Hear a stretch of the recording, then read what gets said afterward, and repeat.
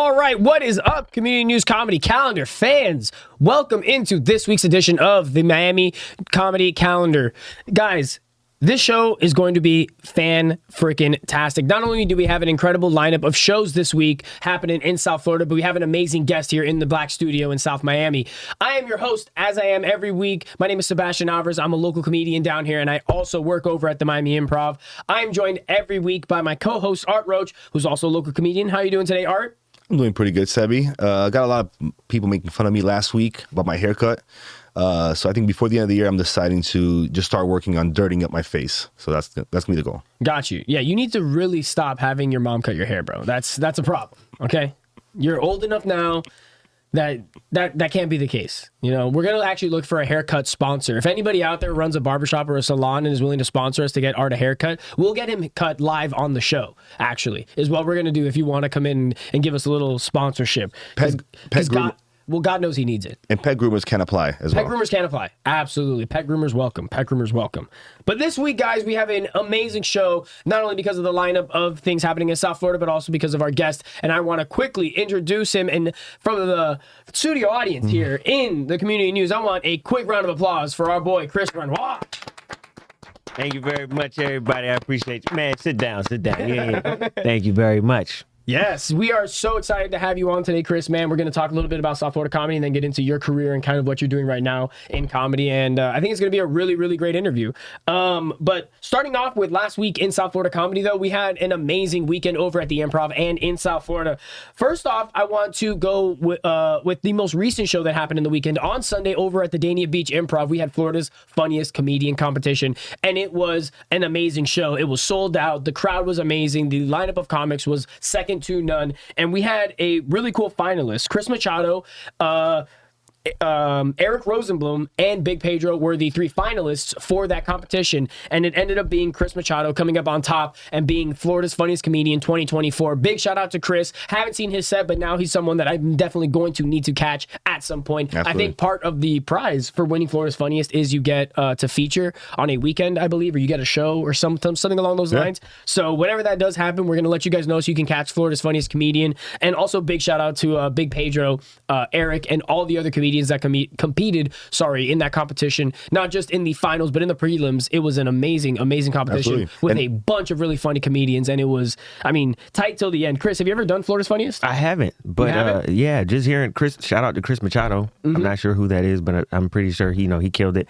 But Big Pedro, yes sir, in the final round, man, shout out to Big Pedro, man. I'm familiar with him and he's very funny, so I'm very proud of him representing for South Florida. Hell yeah, know? Absolutely. And he's one of those guys that he just, he spreads the love. He's got a room on Tuesdays where he does a writer's room, so any open micers that want to get up there, and I've seen a lot of good material come out of it.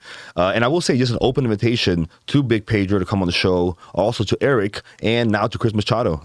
So any of those guys want to get on the show, let me know. I'll set up an interview for next year. For sure. Moving on to what we had over at the Improv on the weekend. We had Jeff Curry, who was headlining the weekend show with the Knights. He absolutely killed it. Was super sold out. Did his thing. Did a little crowd work. It was a great time. But we actually had a local guy come through on Saturday, do a little matinee show, and the energy in that room, the comics that went up, one of them is here with us. It was an amazing show, and that was for El Caballo on Saturday, guys. We got some images up here. The lineup was killer, guys. We opened up with Ellie Rodriguez hosting. Then we had our boy Chris come up and feature. Gene Harding went up and featured. And then El Caballo closed it out. All four comedians absolutely murdered. The crowd had an amazing time. The energy for 4 p.m. on a Saturday was visceral. Yeah. What was it like going up there, Chris? How did you like the show? Man, I was actually very shocked that it would be that packed at a 4 p.m. show. You know what I mean? My expectations were really low, but I was blown away by that audience, man. El Caballo had a whole bunch of people out there, and I just had a lot of fun, man. I just really did. Heck yeah, man. And El Caballo, what I love about his shows is that he brings like his people. Yeah. Like they are there to see El Caballo. They're there to enjoy the day. They know what they're getting into, kind of. Like it's gonna be a party. They want to bring the energy. A lot of those people, it's not their first El Caballo show. Like most of the people that had come to the show, it was their second, third, fourth, because he's been doing it for a while now. And the way that he's been able to build it time after time has been honestly super impressive. Absolutely. And we had some last minute ticket giveaways that we did. So shout out to our winner, Allie. She came through. She actually brought some treats, some croquetas and stuff for us. So perfect for the El Caballo show. Yeah, it was amazing. But like you were saying, a 4 p.m. show, it's sold out. the people were, I mean, they bought food, they bought drinks. It was a full-on show. They chanted USA at one point. Yeah. Oh, a couple points. Well, Yeah. the first 5 minutes of El Caballo set, I think, was "Let's Go Brandon." You know what I mean? It was just- That's all it was. Yeah, well, he does open up every single set that he does. Like every single show that he does when he headlines, he opens it up with that. So the people want it. You know what I mean? It's like Dice Clay going out and doing the nursery rhymes. I don't know if you saw it, but like as he got on stage, a guy actually shouted it before him and blew the load a little bit early, and then he like addressed it on stage. It made it even funnier, but it was amazing. Yeah, it was great. No, it was great. And El Caballo, he's always somebody that we love to see on the schedule at the Improv because he's one of our local guys who continuously kills and continues to push the envelope on like what is possible and what you can do as a comedian down here in South Florida. So huge shout out to him. Keep grinding on that, El Caballo. Good stuff. Moving on to this week though, that was last weekend in South Florida comedy. This week we got a jam-packed lineup. Every single day of the week we got something for you guys at all parts of the town. Starting off on Monday, we're going to be down in Miami Beach at Bay Club, guys. But this time we're not just going to be there watching the show. Me and Art are actually on the show. So if you can throw up the flyer right there, Rachel, bam. Love the lineup that Will has put together for this. Will and Alex are both going to be on it as they usually are, but we also have our good friend JP Cower who's going to be coming through and doing his thing. You and me, Art, will be featuring as well, and then it's headlined by Clyde Gordon, who is an absolute murderer that if you have not seen him, you should come out to Bay Club and see him for free. You get to get pizza that is amazing over at Bay Club. Like this is a win-win situation for you as a fan. So it's a little bit far. I know it's in Miami Beach, but if you can make it out to Bay Club, it's at 9 p.m. It's always a vibe. Get there a little bit early though if you want to sit down because usually there's just people standing around. The place gets packed out really quick. So definitely Monday night Bay Club 9 p.m. And what I will say is this. So I have a couple people that are going to be coming out tonight to the show. So big thank you to them already. But anyone that supports, you and I, anyone that loves the comedy calendar, this is one of those shows. It doesn't get more intimate than this. The Bay Club, it's a tight little club. It's very intimate. You get in there, the lights are low, and then you get the headliner, Clyde Gordon. He's going to blow the fucking roof off the place. So I mean, for me, I love that room because I always feel like it's the closest like medium between a club and a bar show. Like it gives you that club feel of like a small intimate club, but it's still in a bar. So I think it's really good. Chris, you've done Bay Club before. Actually, we saw you there like a couple weeks ago, right? Yeah. I was there a couple weeks ago. I've done it a few times. I always like that room. The energy is great. I think it's gotten even better now that they gotten a DJ. Shout out to Tillery James. DJ Tillery James, man. He's always killing it over there when he spins. So yeah, man, I would say you guys have fun. This is your first time over there? This is your first time as well? Yeah. Man, congrats. Have fun. You know what I'm saying? It's a great time. I like it very much because parking is free. Or at least I don't pay for it. So yeah. I love that too. Trust me. And especially when you're going out to these mics and not getting paid, it's like you got to get that added benefit. Exactly. You know what I mean? I love it. Moving on to Tuesday though, at the Miami Improv, we got a bit of a Spanish show coming through. It will be in Espanol. So to promote it and give you guys a little more information on that show, I'm gonna have my co-host Art Roach switch up the language and hit the SAP button really quick and give you guys the rundown. Gracias, Sebastián. Este martes, diciembre 17 a las 8, tenemos un show de La Última Locura de Led Varela. Led es un comediante hispano y hace 2 años que ya está con ese show, La Última Locura, girando el mundo entero. Y el show en Miami va a ser el último show que va a ser de esa presentación. Ya no hay más boletos, todo está vendido por completo. Pero queremos darle esta atención porque yo estoy animado. Mañana vamos a estar en el show juntos. Locura es el cuarto unipersonal de Led Varela. Es un paseo por su mente donde hablará sobre el nacimiento de su hija, contará cómo fue su crianza siendo hijo de uruguayos y habla de problemas de inmigratorios y hasta un poco de la vida secreta de las celebridades. Entonces, siempre los shows en español me animan mucho. Otro más ese mes. Creo que va a ser el último antes del fin del año. Entonces, cualquier fan latino de comedia, vengan a vernos. You sure that was a promo?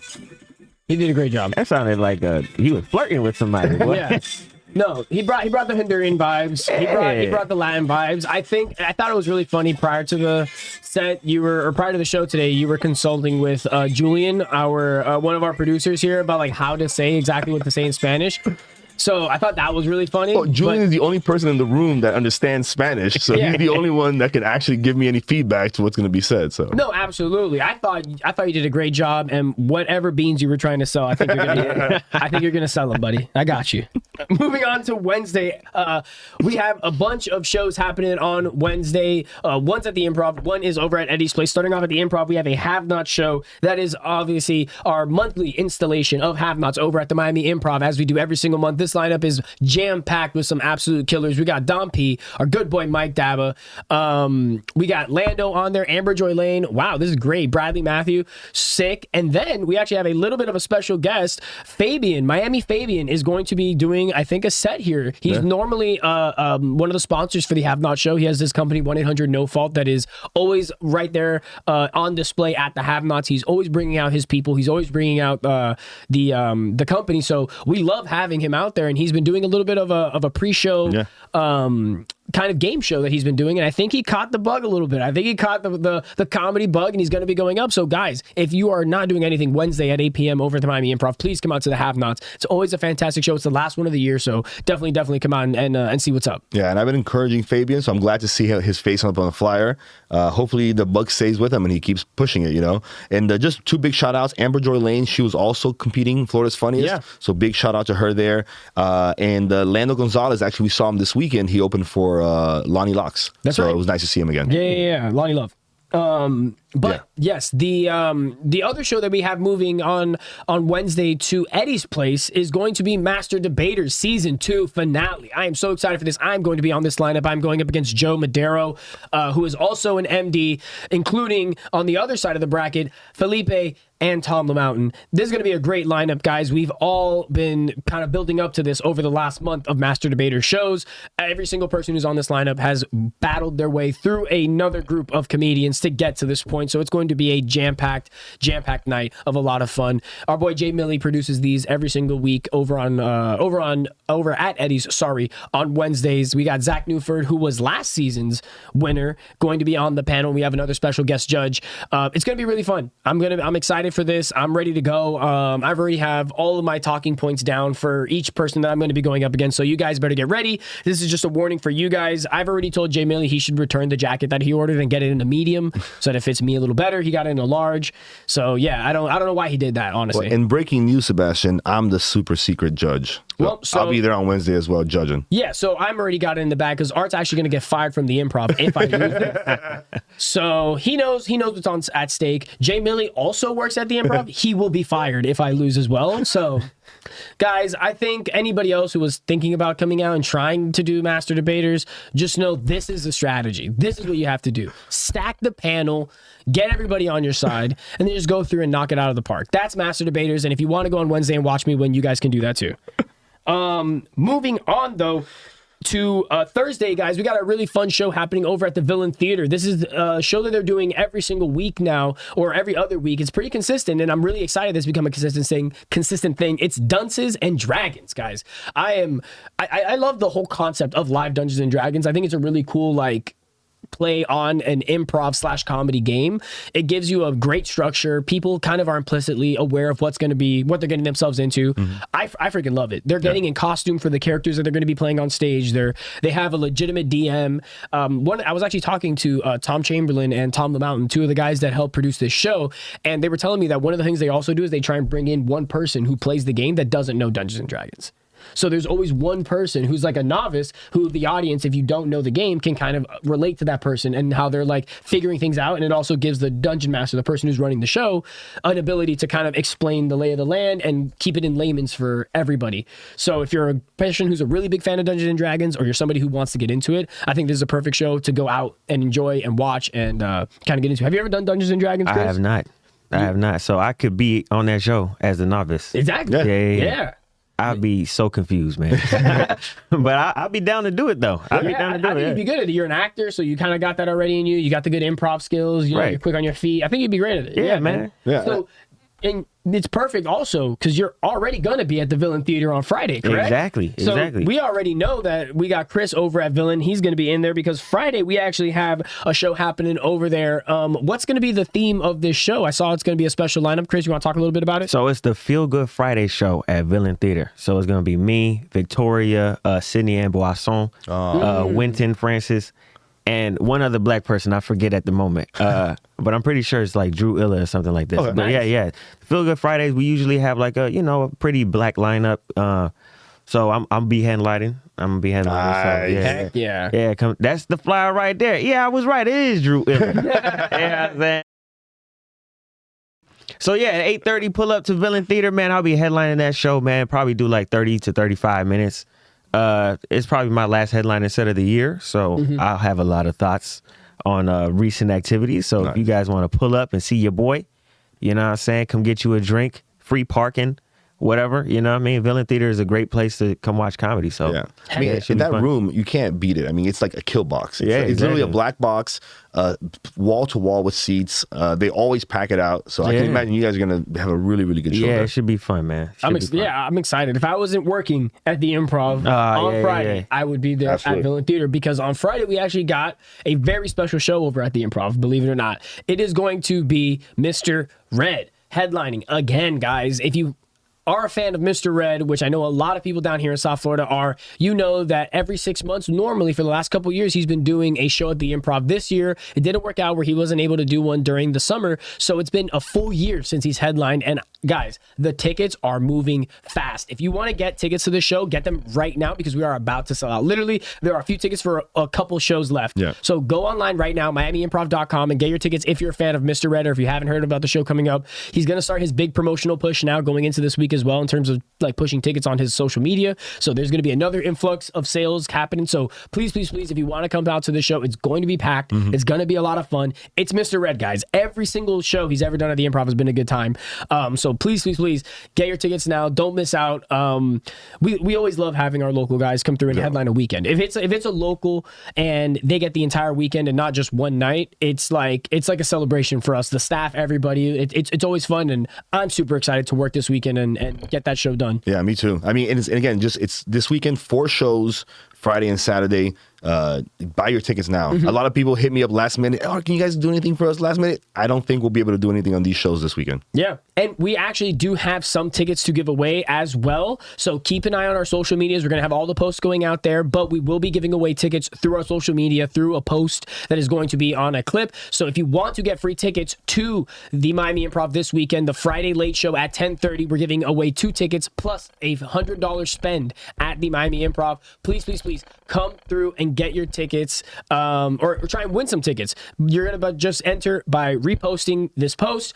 You're also going to comment in the comments, tag a few friends who you'd want to go to the show with, and then we're going to be picking a winner on Wednesday or Thursday, depending on how many entries we get. But we want to give you guys an opportunity to go in and repost that and try and win some free tickets to that Mr. Red show on Friday, 10:30. Moving on to Dania Beach. So the entire weekend at Dania Beach is going to be headlined by our boy Jerry Farrow. He is an absolute murderer, as you know him from SNL. He's been touring the country doing stand-up mainly for the last couple years. He hasn't been on SNL. And he destroys every single time I've ever seen him. His impressions are absolutely to die for. The man is hilarious. Guys, if you want to see a legit professional come through and destroy an hour, spend your money on Jay Farrow. I promise you will not be disappointed. 100%. In the last couple of months, he's been hitting a bunch of different podcasts, and with all the new stuff in the news and him doing voices and impressions, and it's been hilarious. So I'm hoping he does some of that this weekend. He's got 5 shows, 1 on Friday, 2 Saturday, 2 Sunday. Sorry, 2 Friday, 2 Saturday, 1 on Sunday.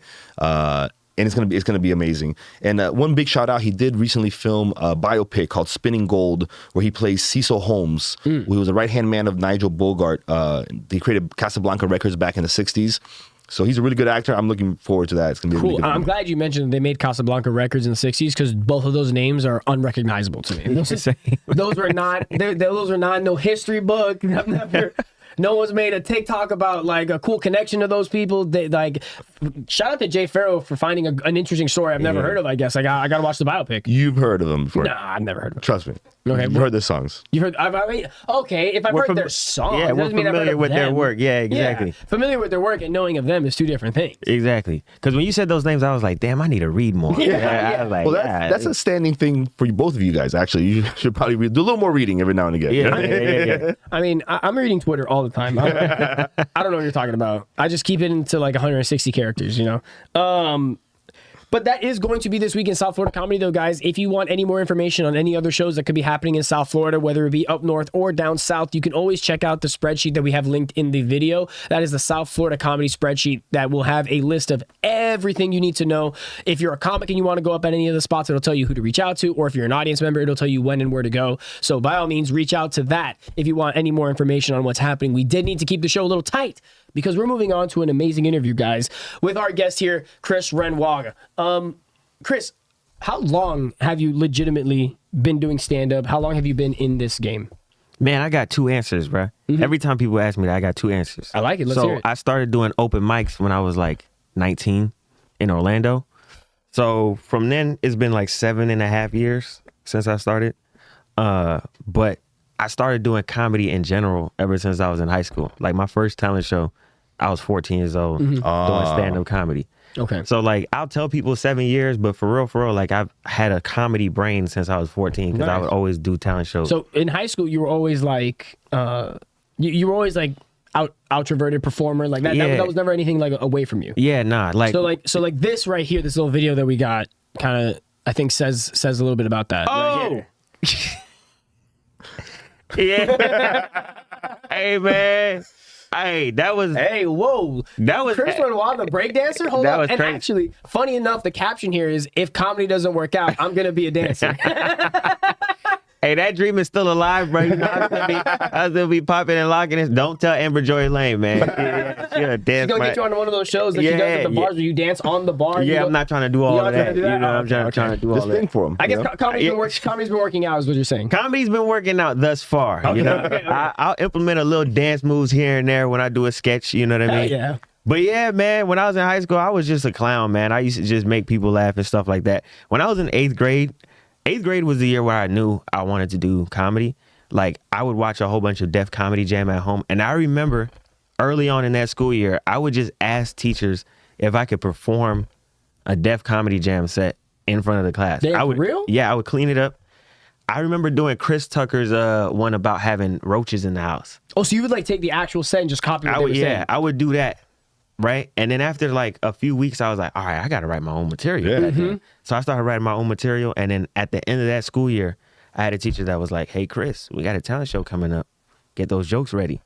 And I was like, I've been preparing all year, man. Hell yeah. So yeah, bro, I was just doing comedy all over. Any place I could do, I was just doing comedy. And so then you start doing comedy, and I'm assuming you get out of high school, and then you start doing some open mics, you said. Yeah. And then you started performing at Improvs, kind of like this right here. I'm assuming is one of your first sets. That was my very first set at an Improv, man. That was my first time. Which improv is that at? That was the Orlando Improv Okay. before it went back to the Funny Bone. But that was 2017. That had to be like November or December. David Jolly was hosting. Shout out David Jolly. David Jolly, he got so drunk, he took his shirt off. And midway through the show, man, they banned him from the Improv for like 6 months. So yeah, that was a great night, man. Dude, huge shout out to David Jolly, who's doing big things now in Austin. He's Yeah, on Kill man. Tony. He's like a little bit of a regular. He's touring with Cam Patterson and stuff. Yeah. Believe it or not, one of the first times I ever got up at the Improv on a book show, I was booked with David Jolly, and it was for a Spunky Robinson show. Man, shout out Spunky Shout out Robinson, Spunky. man. I accidentally said his government name one time when I was hosting the show. I said his government. I was like, ladies and gentlemen, Antoine Robinson. Took my hand as he walked on stage and said, it's Spunky. I said, oh shit, these white people finna call the cops. But yeah, man, Spunky, David, I met all of them when I started doing comedy in Orlando because I got some strict ass parents. I knew to get into comedy, I had to like be out late and be out with people all the time and shit like this. My parents were not for that. So ever since I was a teenager, I was like, I gotta move out of the house.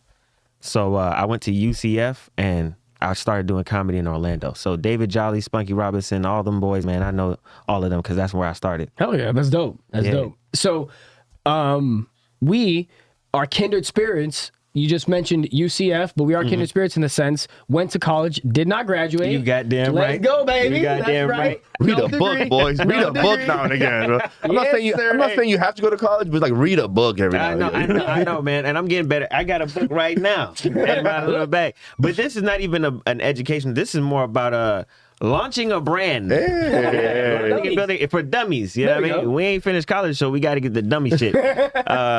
They didn't. You went with like an actual business book to the front, and they were like, "Can we see your diploma?" At Yeah, Barnes and Noble, they're and they were like, "No, we actually have a book for you." Yeah, this your section This right is your here. section right for here. dummies. So thank you very much. Yeah. That's what's up. That's what's up. But so you go to college, you're going to UCF, you're kind of doing your thing. What is the point where you're like, man, this isn't for me, and like I want to do comedy and I want to do this full time and I want to give it all my all. Like where was that transition? When was that transition and what was it like? It was late 2019. I remember I was literally, bro, I just went to UCF. I went to college in general just so I could leave the house, man. You know what I mean? I had good enough grades to leave the house, so I was like, I just need to find a place where I can fucking grow. And it wasn't, I don't want to say it like I had like a bad relationship with my parents. I love my parents. Yeah. I love my parents, respect them and everything. I just know with their rules and how strict they are, I probably wasn't going to be able to flourish in the dream that I have. Because I felt like, you know, all those years of me saying that I wanted to do comedy, I just had a sense that they thought it was a phase. They didn't really take it seriously. So I went to college and, you know, I was, you know, taking 5 classes when I first started. And then the next semester you take 4. Then the next semester you take 2. Then you taking 1. And then after that, you like, I don't think I'm going back. You know what I mean? So it was like late 2019 where I was like, I don't know, man. I feel like I don't need this. You know, I always had a sense of like, I don't need this to be successful in my career. So I took a long ass break and it was tough telling my dad once he found out, like in the springtime of COVID, like the springtime of 2020, that's when he found out. And, you know, it took a while for him to get adjusted to it, but, you know. You mean to talk to you again? Yeah, exactly. About 6 months that man was not talking to me. Yeah, I like how you said, like, yeah, when he found out. Yeah, when he found out. You didn't tell him. He found out. Yeah, exactly. He Your found mom out. told him? No, you know what it was? I think he was just, because I can't lie. He was like, Chris, you going to school? I was like, nah, man. He just had a feeling. Yeah. He's like, you're here a lot. Yeah, for real, right? I know it's COVID, but you home a lot, man. And you don't weed. So it was terrible, man, like at that time. But, you know, they gotten used to it. And plus, you know, I got re-enrolled into UCF, so I'm still taking classes here and there. Because eventually I do want to finish, you know what I'm saying? Nice. So, Yeah, shout out immigrant parents, man. You gotta be Yeah. strict on us. You know what I mean? exactly. Hell They're yeah. super strict, but I think it helps out. you So know? at what point do you go from Orlando to Miami, and what was it like coming back to Miami? Because if you got your start in Orlando and you started doing like stand-up like at Improvs and stuff in Orlando, it's a very different crowd, you know, like it's a different Yeah. environment. So when you come down to Miami and you start like cutting your teeth here and getting in, what was that like? And like what were some of the first spots you ended up hitting up, and like what did you call home when you were kind of coming up as an open micer? Oh, well, you know, I came back down here in COVID. So I want to say like March, April is when I came down here. But, you know, COVID was going on. So I wasn't really interested in doing open mics at that time. Right. I missed it like a motherfucker, but I couldn't do anything. I got back into open mics and, you know, doing shows in like November. So it was like a 6 months period of not doing anything. And the first show that I did was at the Improv. It was like the open mic at the Improv. I remember going there and Luis Diaz was there and he was like, "Did you bring 10 people?" I was like, "I don't have 10 friends." You know what I mean? He was like, "Man, I'll put you up. Don't worry about it." And it was the turkey contest because it was right before Thanksgiving. Nice. Yeah, I actually won it. Never got my turkey, man. What? Damn, To what? this day, they gave me a box of ham, bruh. Bruh, they was like, "This is a Damn. plate. We ain't got the turkey today. Just come back next week." But I just went there. I didn't really care about the contest. I just went there to meet other comics because I know that's the most important thing. You know what I mean? Like, just do your set, meet other comics, and ask them where's the other spot. So I started at the Improv, and then from there branched out and did all the stuff that I'm doing now. Hell yeah. That's Yeah. what's up. And who were some of those comics that you first talked to that kind of like connected you with the scene down here? Man, Do you remember? Who do you hate the most? Start there. who do I hate the most? Man, it's gonna be a long pod. I'm just We playing. gotta go viral, man. We gotta go viral. That's how you get them engagement. Exactly, Yeah, that's how you get the engagement. But nah, damn, I think Carly Daggett was there. I remember her. Will Lopez was actually there too. Luis Diaz. I forgot who it was that kind of like got me into the scene. I think Carly probably gave me one other mic that I could do, and from there, I started doing other mics. But I think probably the next mic I did after that was probably one of Manny Garavito's rooms. Yeah. I don't know which it was. Probably Red Bar. Red Bar. I probably did that next, and then from there, that's where the whole scene was. They let me know everything. That's awesome. Yeah, I feel like that. Like when I started doing comedy, I did Just the Funny the first time, and then I went to Villain for like a year. Basically, I was hitting those 2 spots, and then one day someone was like, "Have you been to Thank You Miami?" And then once I got there, I met everybody, and then it blew up. Yeah, exactly. So that's the path. Like, I literally just took the blueprint of what I did when I was in Orlando and just applied it here. You know what I'm saying? Just find one spot and then find somebody that can tell you about all the other spots. You know what I mean? Yeah. So that's what I did down here. And it's been paying off, man. Literally, I'll say this. The perception of what Miami was when I was in Orlando from 2017 to 2020 was not good. From what I heard, people were like, yeah, Miami's comedy scene is kind of lacking in terms of Florida comedy. To this day, I feel like the biggest comedy scenes in Florida happen to be Orlando and Tampa. But I feel like when COVID hit, a lot of talent came down to Miami and South Florida in general. Remember, Andrew Scholes lived here for like yeah. He did he did like a residency here at the Improv for a little bit. Yeah, man. So he came down here, and then we had a whole bunch of comics that were in New York or in LA that came here as well, and it just had the talent level go up. And so I feel like Miami's on the up and up, man. You never know 5 years from now what can happen. Well, from your mouth to God's ears, that's what we're working on. You know what I mean? Exactly. Trying to make it. I don't want any of our friends. I don't want you to be like, you know what? I got to go to New York. Yeah, exactly. I got to go to LA. I got to go somewhere else to make it. It's like I want all of us to stay here and make Miami be the place. Actually, Don P said it best last week. I think he's like, I want somebody in Tennessee to be like, okay, I think I'm ready. I'm gonna move to Miami to make it in this game. Yeah, that's awesome, man. Because now Austin is that. Yeah, you know what I'm saying. So why can't Miami be that? Exactly, and we're better than Austin. You know what I mean? So, man, hey, I'll stamp that too, man. Amen, Come man. on, man. Amen. And so you start doing comedy. You start getting into the scene, and at what point were you like, this is something that I can do? Like, because at first it's a dream, and you're feeling it out, like you said, COVID happens and you get back into it. At what point are you like, oh, this is something I can do consistently, I'm going to keep doing it, and like, what does your mentality change at that point, or are you still like writing the same, or does your process change? I think honestly that happened when I was 14, bro. Gotcha. When I turned 14 and I was like, yeah, I'm gonna do comedy, I don't think I've ever changed my mind, not once. You know what I mean? I think recently it kind of has been getting to a point where I'm like, all right, how is this going to work financially? Yeah. You know what I'm saying? But up until this point, everything has been like, this is it. This is what I'm going to do for the rest of my life. I just got to figure it out. I think some point in 2019, I think when I started getting into social media, because when I first started doing open mics and showcases in 2017, for a long time, I kind of stayed away from making content online because I was such a purist. I was like, I just want to focus on stand-up.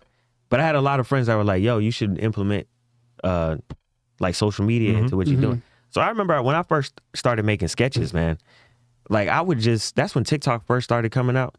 I would just go viral with these TikToks, and I was like, oh, I'm not going back to school, man. I can make this shit work. You know what I mean? So I think that was an added sense of like, oh, I belong, especially when you start doing festivals as well. Like I did NBC stand-up in 2019. Like these things are kind of like reminders that you have some talent.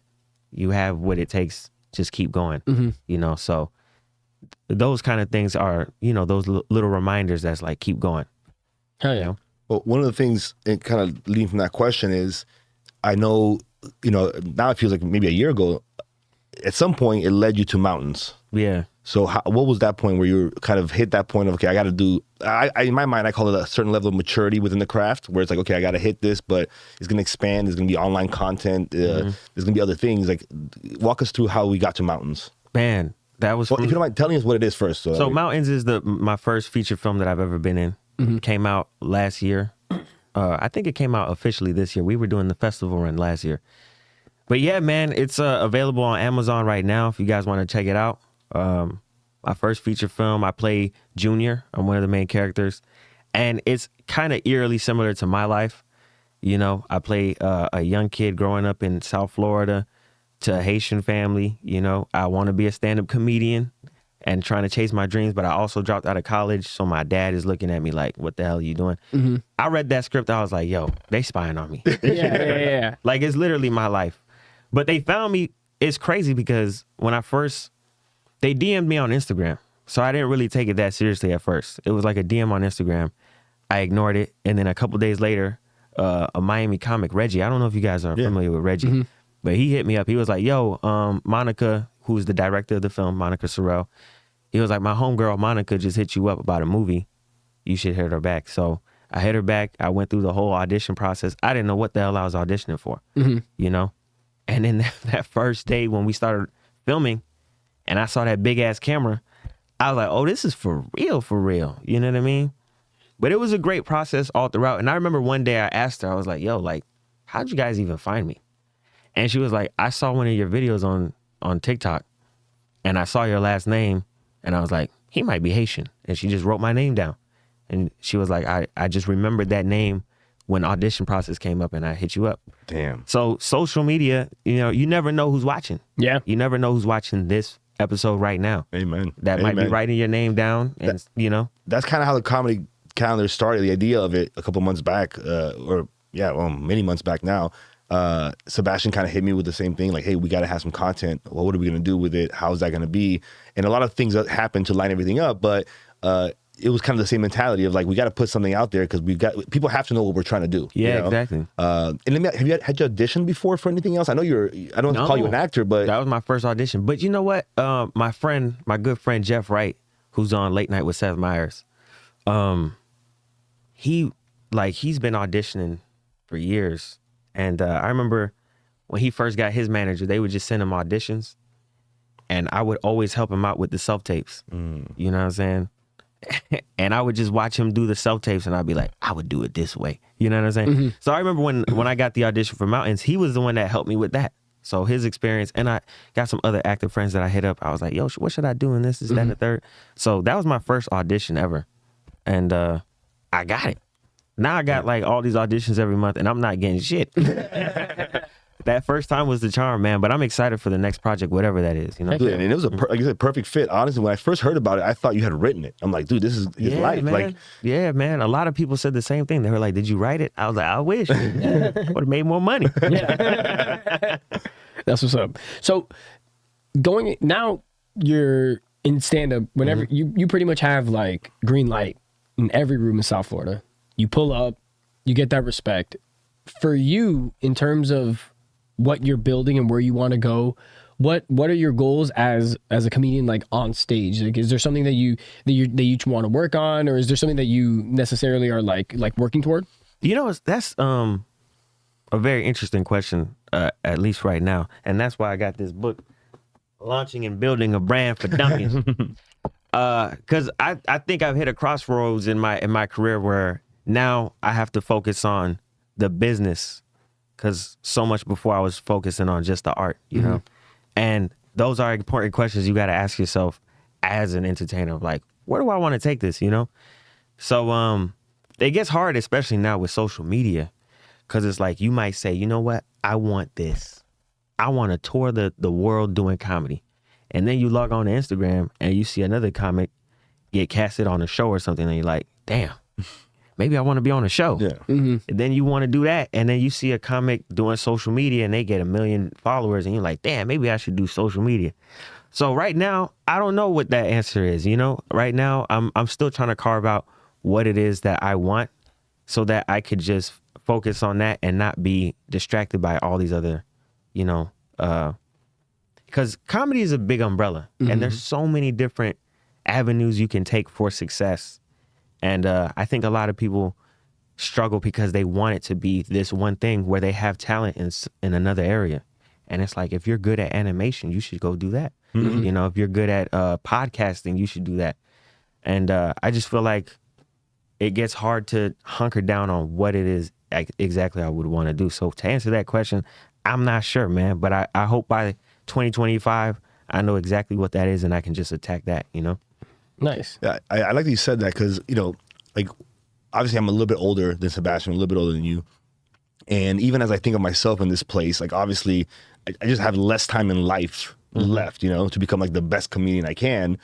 But I spent a lot of time in other areas of my life, like the business side of things or organizational things. So I often think about that dichotomy of like, I want to spend all my time on the art, but sometimes, you know, networking, for example, like on the audience, when I see, on the audition tapes that you just mentioned, for example, the fact that you had that network of people that had the past experience took this challenge and made it very like real, made it very easy, attainable for you to do it, gave you confidence in achieving it, you know? So even like for myself, I see that, especially with with Sebastian in the podcast, is that there's one aspect which I've gotten funnier since I've started doing this, gotten more confidence, I've gotten more reps. But the other side is also like other people in the network have started giving me some credit or giving me some love that then gave me more confidence on stage and made me a better comedian. So it's crazy how those two things keep tying back in, you know? So I love to see you with the book and thinking about these things, because every time we talk about some of the stuff. Exactly. That's where I'm at right now, man. But I find it like, you know, I've always had to reel myself back in because I've always told other comics this too. I'm trying to preserve my love for the art before they take it away from me. You know what I'm saying? Because it happens in all factions of entertainment, you know. You see somebody like Rihanna. They've been asking Rihanna for like 10 years now. When's the album coming out? She ain't coming out with new music. And it might not be because she doesn't love music. She loves music. But the industry of making music might have taken that love away from her. You know what I mean? So right now I'm trying to figure out how to, you know, be more business-minded, but still preserve that love for stand-up comedy and, you know, specifically. So it is a challenge, but, you know, you do that by, you know, reminding yourself why you fell in love in the first place, you know, by watching, you know, what you probably watched when you first fell in love, or just going to an open mic, not even going up, just go watch some people, you know, go up there and just find that love again, you know? Yeah, man. That's what's up. I think one of the things that I think a lot of people respect about you in the scene is not just your ability to like go up and do your thing and crush whatever and how you execute that. But I think the other thing that a lot of people respect you for is how humble you are whenever you walk into a room. Like I was saying earlier, you know, you have the green light, you got the respect, but every time you come in, you handle yourself so well. And I think a lot of comics in South Florida can maybe not use that as an example, but like I think reflecting on that is something that's super important, because that's one of the reasons why I've always had a lot of respect for you. That's one of the reasons why I always, anytime you walk into a room, I know it's, oh, this is gonna be a good show. Like, this is gonna be a good time. If you're on a flyer, it's like, this is gonna be a good time. I think that's something to be noted in terms of as you've built your career and as you go moving forward. It's really great, you know, and that's something that is a factor that can't be understated. You know what I mean? Yeah. Man, I'll first of all, I appreciate you, man. I got to send a shout out to Ken Miller, man. Ken Miller, he's a comic. I don't know if you guys are familiar with Ken Miller. Yeah, nah, he's like the godfather of Orlando comedy, man. Okay. Send a shout out to him. He also just lost his son, so I want to send his condolences to his family. It was terrible, but yeah, man, when I was in Orlando, we had an Orlando comedy page, right, on Facebook, where you can get information about all the shows and stuff like this. What, like exactly what you guys are doing here, we had that Facebook page where you could find everything. And but you know, you could also find drama on there too. Like if two comics were beefing, they would air it all out on Facebook, and we would just be on our phones like, damn, you saw what they did? You know what I mean? But Ken Miller, who was like the godfather, everybody revered him in this scene. I remember when I first started doing comedy over there, it was me, and it was just a whole bunch of other young comics like me, Christoph Jean, Jeff Wright, Sean Philippe, Crystal Tholen. Like, we were just young comics trying to get up in the game. And I remember one day, Ken Miller put us in a circle at other bar, his open mic on Monday nights, and he was like, you know what I like about y'all? Is that every time there's drama on Facebook, I never see y'all names in the comments. He was like, keep it that way, because all that shit, man, it doesn't matter. So that's the mindset I have when I come to Miami. It's like, you know, there might be a lot of drama and stuff like that, but I try to stay away from that and just keep it to what we're doing. You know what I'm saying? And that's just making people laugh. You know what I'm saying? And I genuinely have love for everybody. You know what I'm saying? That's what's up. Yeah. One thing I would just reiterate about that, and I think all the comments you've made so far kind of say this, which is, one is like, be funny, right? Like you're working since a young age being funny. 2, get out there and take the risks. And 3, build a network. Yeah. You know? Like and everything, and all your answers have kind of been around that theme. And I think it strikes very true. And for any craft, any pursuit in life, it's very important. But in this one that we're doing, which is very difficult, I mean, obviously it shows, man, all the good work, everything you're doing, all the respect you have. I know with immigrant parents, it must be a little bit, the feelings there must still be, a little bit mixed, but challenging and working through that and getting to a point where, even they're going to be like, boy, Chris, wow. Yeah, man. I love my parents, man. My dad just this week was like, man, Chris, I've been reading the news of what they're doing to Jay-Z. You have to be careful. You have to be careful. You have to be like Denzel Washington. My mom was like, Chris is not Denzel Washington. You see what he talks about on stage? He is no Denzel. I'm like, damn, I can't be Denzel. All right, whatever.